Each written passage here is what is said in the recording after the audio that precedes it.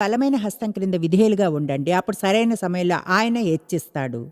ఏమాత్రం రాజీ పడకండి. నిజాయితీగా ఉండండి. పవిత్రమైన మనస్సాక్షితో. ఎందుకంటే చిన్న నక్కలే జీవితాన్ని నాశనం చేస్తాయి. నిజాయితీ గల జీవితాన్ని జీవించండి. దేవుడు ప్రతిఫలాన్ని ఇస్తాడు. మీకు ఏ ఎంపిక కావాలి? వాక్యం.